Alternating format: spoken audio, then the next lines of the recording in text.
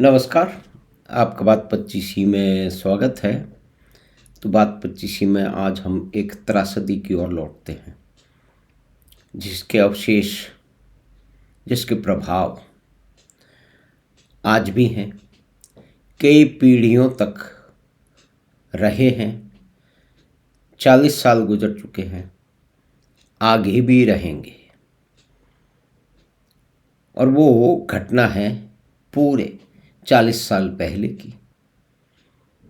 2 और 3 दिसंबर की रात को मध्य प्रदेश की राजधानी भोपाल के समीप यूनियन कार्बाइड के कीटनाशक संयंत्र में कुछ कार्य हो रहा था, जिसमें कहीं पानी छोड़ा जा रहा था, जिससे कुछ सफाई करनी थी। लेकिन वाल्व बहुत सारे जंग लगे हुए थे। तो ये सबसे बड़ी गलती कि इतने बड़े कीटनाशक प्लांट में इस तरह के रख रखाव में इतनी बड़ी भूल, इतनी बड़ी क्रिमिनल नेगलेक्ट थी। ये क्रिमिनल नेगलेक्ट इंजीनियरिंग डिजास्टर है, और साथ में जो उसका मैनेजमेंट है उसकी पूरी की पूरी रिस्पॉन्सिबिलिटी है, उनका इथिकल और मॉरल डिजास्टर भी है। क्योंकि उनको मालूम था कि ये कौन से कीटनाशक में कौन से पदार्थ हैं, कौन से केमिकल्स हैं, जो कितने विषैले हैं। अगर वो कल को किसी भी दुर्घटना के कारण, जो कि संभव है क्योंकि प्रेशराइज्ड टैंक हैं, उसके अंदर कभी भी कोई लीक हो सकता है, तो लीक हो जाएगा तो क्या होगा। उन्होंने अपनी जिम्मेदारी नहीं समझी, या कि कुछ सिस्टम नहीं था। यहाँ पे इस इंजीनियरिंग डिजास्टर के साथ में स्टेट का एडमिनिस्ट्रेटिव फेलियर भी डिजास्टर भी आ जाता है, कि उनको परवाह ही नहीं थी कि ये कीटनाशक प्लांट है, इसमें कौन सा केमिकल इस्तेमाल हो रहा है। कल को कोई विस्फोट हो गया, कोई दुर्घटना हो गई, तो कौन सी गैस जो है वो भोपाल के वायुमंडल में पसर जाएगी, और उससे क्या क्या नुकसान होंगे, उसका इलाज करने के लिए कौन कौन सी दवाइयाँ होंगी। यानी कि भोपाल के डॉक्टरों को मालूम ही नहीं था कि ये कौन सी गैस है, उसका हम इलाज कैसे करें, उसकी एंटीडोट कैसे करें। तो ये इंजीनियरिंग डिजास्टर है, इथिकल डिजास्टर है मैनेजमेंट का। उन्होंने रख रखाव ठीक से नहीं किया, जबकि उनको अच्छी तरह से मालूम था। उनकी भी ये जिम्मेदारी थी कि वो एडमिनिस्ट्रेशन को बताते कि देखिए हमारे प्लांट में ये गैसें हैं और इसमें ये विस्फोट की संभावना है।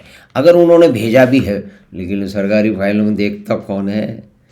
वो तो सरकार तो जैसे चलती है वैसे ही चलती है, हम सबको मालूम है। सरकारें बदल जाती हैं, राजनीतिक पार्टियां बदल जाती हैं, अमला वही रहता है, एडमिनिस्ट्रेटिव ऑफिसर वही रहते हैं। उनका अपना एक तरीका है, वो इन चीज़ों में ज़्यादा ध्यान नहीं देते। वो अफसर लोग हैं, और बड़े अफसर लोग हैं तो बड़ी गलतियां करते हैं, लेकिन उनके नाम बड़े रहते हैं। तो ये एडमिनिस्ट्रेटिव फेलियर तो यहाँ हो गया। अब उसके बाद में इतने बड़े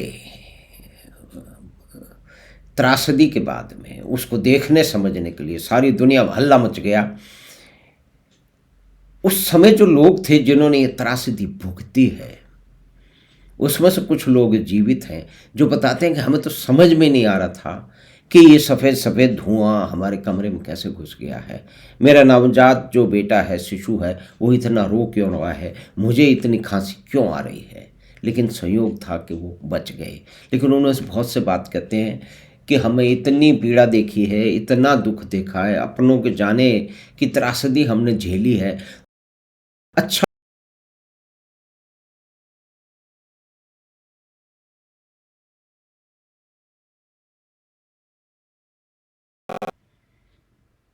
मुख्य रूप में से तो यही निकलता है कि भोपाल का एडमिनिस्ट्रेशन तैयार ही नहीं था। यूनियन कार्बाइड ने कोई इन्फॉर्मेशन दी भी नहीं थी। अगर दी होगी तो कई फाइलों की किसी काल कोठरी में वो जाके पड़ी होगी, उस पर किसी ने ध्यान ही नहीं दिया। यहाँ इलाज नहीं हो पाया, हजारों लोग तो इसी से मर गए। लाखों लोग आज भी वो त्रासदी भुगतने के लिए जो है मजबूर हैं। अब पॉलिटिकल डिजास्टर, पॉलिटिकल त्रासदी, राजनीतिक त्रासदी ये है। अंतर्राष्ट्रीय रिलेशन की भी तो त्रासदी है। भारत की परिस्थिति क्या है पूरे विश्व में, यहाँ की सरकार और दूसरी सरकारों के बीच में तारतम्य क्या है, दबाव क्या है, कितना दबाव झेल पाते हैं। तो उस समय की सरकार पर अमेरिका की सरकार ने अपने एक व्यापारिक समूह के अध्यक्ष को छुड़ाने के लिए हर तरह के घोड़े खोल दिए, एड़ी चोटी का जोर लगा दिया, उचित अनुचित सभी दबाव भारत की सरकार पर डाल दिया और अधिकतर भारत की सरकारें पिलपिली किस्म की रही हैं, तो वो झुक गई। तो वारन एंडरसन को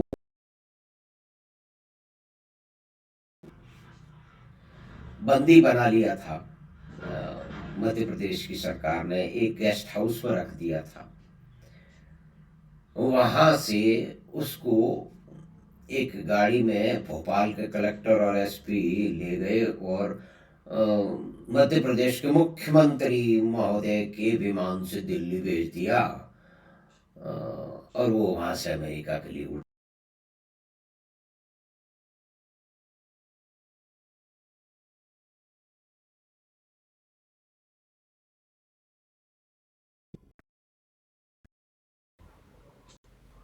लेकिन वो वापस आते भी क्यों? अमेरिका की सरकार ने उनको हमेशा के लिए छुड़ा लिया, भारत की सरकार झुक गई और यहाँ फिर कंपनसेशन की कैलकुलेशन शुरू हुई। यूनियन कार्बाइड में भारत में बड़े बड़े जो है वो जानकार, बड़े विद्वान वकीलों की फौज खड़ी कर दी। तो कंपनसेशन में तो भारत की सरकार में तो ये नियम है कि अगर 1000 मरे तो 400 बताओ, ऐसा सरकारी लोग ही बताते हैं। ज़्यादा ज़्यादा 500 बता दो, यानी कि 30,000 लोग ऐसा मानते हैं कि 30,000 से के आसपास लोग मरे थे, लेकिन सरकारी आंकड़ा तो बहुत कम है। और वो कितना कम है वो उसको कोई महत्व नहीं है, लेकिन महत्व इस बात का है कि इस आंकड़े के कारण कंपनसेशन यूनियन कार्बाइड ने कम दिया। कंपनसेशन कैलकुलेट कैसे किया गया? क्योंकि उसका तो कोई नियम ही नहीं था।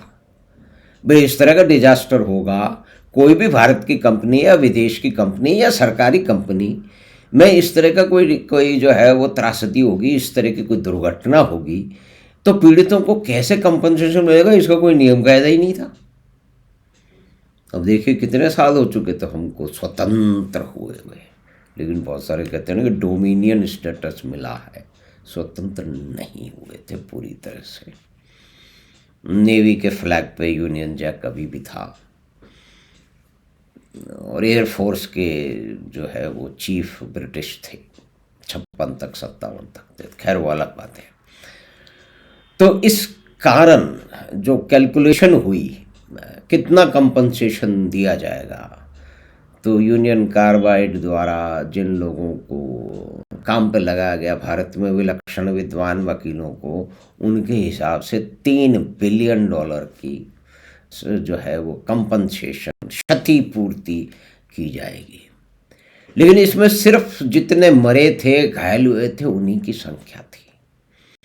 देखिए आप, ये भी एडमिनिस्ट्रेटिव और पॉलिटिकल फेलियर है कि भोपाल की पूरी जिस तरह से बर्बाद हुआ, पूरा शहर तहस नहस हो गया, वर्षों महीनों तक काम नहीं हो पाया, उसकी प्रोडक्टिव वैल्यू बिल्कुल नष्ट हो गई, वहाँ पे आना जाना रुक गया, सारे काम धंधे रुक गए।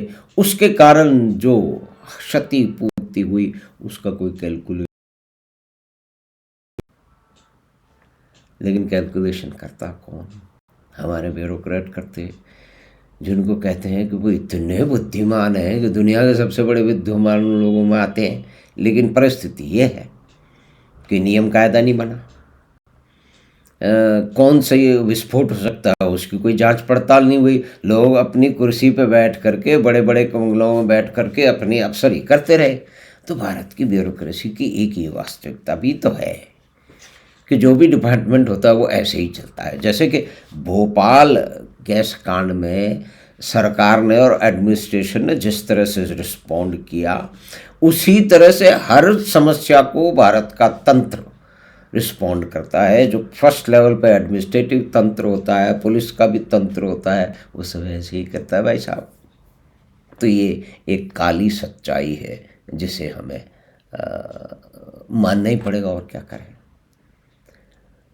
लेकिन साहब यहाँ जो एंडरसन को छोड़ा गया उसमें आप देखिए मॉरल और इथिकल जो त्रासदी है, जो कि डिजास्टर है, जो कि पोल है, वो सामने आई कि कितना कंपनसेशन दिया जाएगा उसका भारत की सरकार को ध्यान ही नहीं था। जो बर्बादी हुई भोपाल शहर की और वहाँ के बाशिंदों की, वहाँ के नागरिकों की, वहाँ के प्रोडक्टिव काम की, वह सारा अस्त व्यस्त हो गया, उसकी कोई वैल्यू ही नहीं लगाई। उसके मालूम उसके कारण निगोशिएट ही नहीं किया। तो हमारा तंत्र तो वही है ना जो कि बांग्लादेश में पाकिस्तान के 91,000 शहीद उनको बिना किसी नेगोशिएशन के छोड़ देते हैं, क्योंकि इंटरनेशनल नियमों का हम बड़ा पालन करते हैं। और भारत के कैदी जितने हैं पाकिस्तान में, उनकी हम चिंता नहीं करते, उनको छोड़ देते हैं। तो इतनी बड़ी दिरैया दीदी जो दिखाई वो यहाँ भी दिखाई जा चुकी थी। तो एंडरसन साहब छोड़ दिए, लेकिन उनके बदले में भारत की लीडरशिप ने, भारत के बड़े प्रभावशाली लोगों ने एक सौदा किया। उनको जनता की तो परवाह थी नहीं। भोपाल की बर्बादी की क्या कीमत लगनी है, वो जो कि यूरेनियम कार्बाइड को देनी थी, उसकी भी चिंता थी नहीं। $3 बिलियन का जो ओरिजिनल कंपनसेशन था उसके लिए भी $470 मिलियन, यानी कि 1/6 में राजी हो गए। भैया अमेरिकन लोग हैं, उनकी बात तो माननी पड़ेगी ना, बड़े शक्तिशाली हैं। एंडरसन तो आराम से चले गए और फिर वो वहीं रहे, कभी आए नहीं। उनके ऊपर कभी जो हजारों लोगों की हत्याओं का, और जो व्यक्ति जिसकी कंपनी जिसका कानूनी रूप से वो गुनहगार था, उस आदमी का कुछ नहीं हुआ। वो आराम से अमेरिका में बड़ी अच्छी उम्र पाके वो दिवंगत हो लिए। लेकिन उनके छोड़ने में 1984 में एक सौदा किया गया। ये सबसे बड़ा कुत्सित कांड है जिसकी चर्चा बहुत कम होती है। भारत की सरकार ने, भारत के बड़े नेताओं ने एंडरसन को छोड़ने के बदले अपने मित्र को, जो कि अमेरिका की जेल में 30 साल के या 35 साल की सजा काट रहा था, उसको छुड़वाने का जुगाड़ कर लिया। यानी कि देश, जनता, शहर, उसकी क्षतिपूर्ति की उनको कोई चिंता नहीं थी। अपने नजदीकी मित्र को छुड़वा लिया। अब ये सब ढूंढेंगे तो पता लग जाएगा। ये बहुत ही पीड़ादायक घटना है।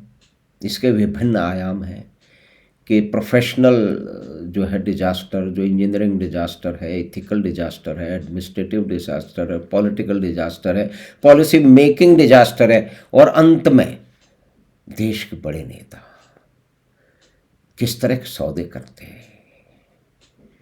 ये एक सबसे बड़ी त्रासदी है। तो हमने याद किया 40 साल पहले दिवंगत हुए और लाखों लोग जो जीवन पर्यंत असहनीय कष्ट और यातनाएं झेलने के लिए विवश हुए, उनकी आगे की पीढ़ियां भी ये कष्ट 40 साल से तो भोग ही रही हैं। कहा जाता है कि आगे भी भोगेंगी। वहाँ की वायु में, जल में जो प्रदूषण हो चुका है, उसकी सफाई नहीं हुई पूरी तरह से। एक संग्रहालय अवश्य बना। कंपनसेशन भी ये हुआ कि जो मर गए उनको 1 लाख मिलेगा, जो घायल हुए उनको, जो गंभीर रूप से घायल है उनको 25,000 50,000 मिलेगा, और जो कम घायल है उनको 25,000। ये संख्या से कोई मतलब नहीं है। मतलब ये है कि ये भारत के और अंतर्राष्ट्रीय स्तर पे कई तरह के जो डिजास्टर हैं, त्रासदियाँ हैं, उनमें से एक है।